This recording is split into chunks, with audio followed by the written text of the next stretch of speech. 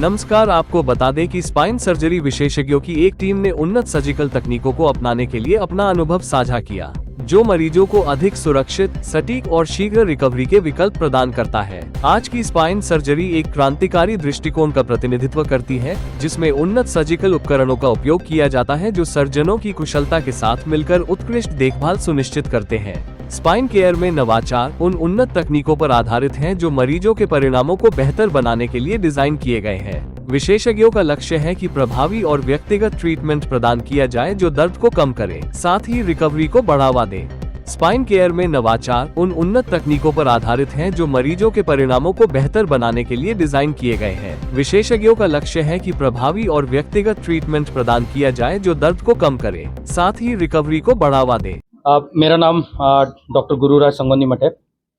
मैं associate director and unit head के तौर पे इंडियन स्पाइन इंजरी सेंटर जो वसंत कुंज में स्थित है, वहाँ पे रोबोटिक स्पाइन सर्जन के तौर पे काम करता हूँ। तो आज हम यहाँ एकत्रित हुए स्कोलियोसिस और काइफोसिस, जो स्पाइन का डिफॉर्मिटी होता है, ये स्पाइन टेढ़ा मेढ़ा हो जाता है, उसका अवेयरनेस के लिए और स्पाइन के प्रॉब्लम्स के अवेयरनेस के लिए, और जो एडवांस टेक्नोलॉजी जो अभी अवेलेबल है जो ट्रीटमेंट के लिए, उसका अवेयरनेस क्रिएट करने के लिए। जब स्पाइन टेढ़ा हो जाता है उसको स्कोलियोसिस बोलते हैं, जब स्पाइन आगे की तरफ झुक जाता है उसको हम काइफोसिस बोलते हैं।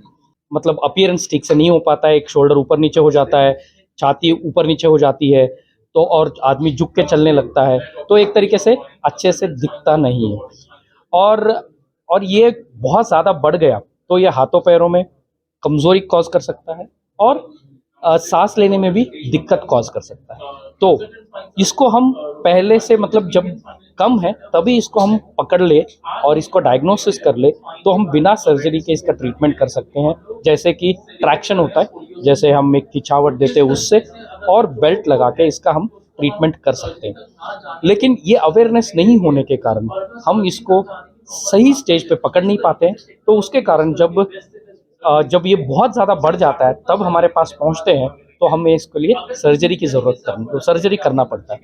लेकिन पहले सर्जरी थोड़ा सा रिस्की हुआ करता था, बट आज के टाइम पे रोबोटिक स्पाइन सर्जरी के द्वारा और कंप्यूटर नेविगेशन के द्वारा ये सर्जरीज बहुत सेफ हो चुके हैं। तो मैं सबसे यही गुजारिश करना चाहूँगा, सब अपने बच्चों में ये सिम्टम्स है वो देखे कि कोई शोल्डर ऊपर नीचे तो नहीं है, छाती ऊपर नीचे तो नहीं दिख रहा है, इस चीज़ का हम एक बार ध्यान दें। और आपको कोई भी डाउट आए तो स्पाइन स्पेशलिस्ट से मिले और कंसल्ट करें। 3 तरीके के स्कोलियोसिस होते हैं। एक तो बाय बर्थ होता है, तो जिसमें एक एक्स्ट्रा हड्डी है, और एक होता है न्यूरोमस्कुलर स्कोलियोसिस, जिसमें हमारे अदर जैसे पोलियो हो गया, हमारे पास जैसे स्ट्रोक हो गया, सेरेब्रल पाल्सी हो गई, तो ऐसे मरीजों में जो स्कोलियोसिस होता है उसको हम न्यूरोमस्कुलर स्कोलियोसिस बोलते हैं। और एक इडियोपैथिक स्कोलियोसिस होता है जिसका रीजन हमें पता नहीं है ये क्यों हो रहा है, तो ये बहुत कॉमन है। तो जब डेफिनेटली कुछ जेनेटिक डिसीजेस है जो हमने बोला बाय बर्थ होता है, इसको हम कंजेनाइटल स्कोलियोसिस या काइफोसिस बोलते हैं। ये बच्चों में बाय बर्थ ही हो सकता है एंड इसका ट्रीटमेंट बहुत जटिल है एंड बहुत जल्दी से हमें ट्रीटमेंट शुरू करना पड़ेगा, नहीं तो बच्चे में ये डिफॉर्मिटी इतना बढ़ जाता है कि बच्चा सांस भी नहीं ले पाता है प्रॉपर्ली। यूजुअली हम यहाँ पे स्कोलियोसिस की बात करें अगर, तो स्कोलियोसिस के डिफरेंट कारणों में सबसे पहला कारण तो ये है कि कंजेनाइटल कुछ लोगों में बचपन से होता है, जिसकी वजह ये होती है कि रीढ़ की हड्डी की जो बनावट है वो ढंग से नहीं हो पाई और वो टेढ़ापन शुरुआत हो गई। कंजेनाइटल वर्टेब्रा हो गया, कंजेनाइटल हैप्पी वर्टेब्रा हो गया, कोई हड्डी आधी बनी, कोई बार बन गई, तो उसकी वजह से जैसे जैसे बच्चे की ग्रोथ होती है तो टेढ़ापन आना शुरू हो जाता है।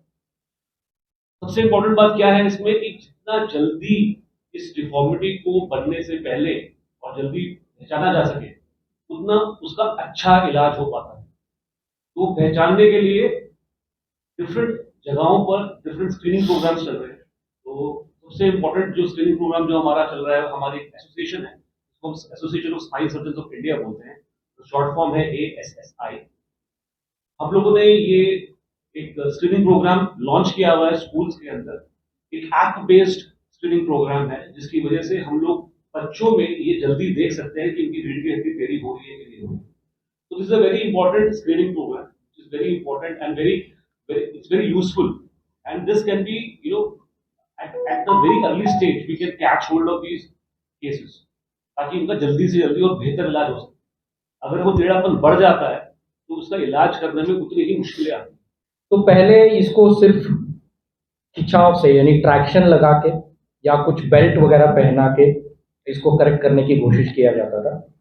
बट देन 7th सेंचुरी में जब फर्स्ट टाइम एडविन पाइपरस के किताबों में लिखा गया था कि स्कोलियोसिस और काइफोसिस के बारे में, वहाँ से रियल काइफोसिस और स्कोलियोसिस का सर्जरी होने के लिए हमें ऑलमोस्ट 1955 तक वेट करना पड़ा, जब surgeon doctor called Paul Harrington, इन्होंने स्कोलियोसिस करेक्शन के लिए एक सर्जरी के द्वारा करेक्ट करने के लिए सिस्टम बनाया।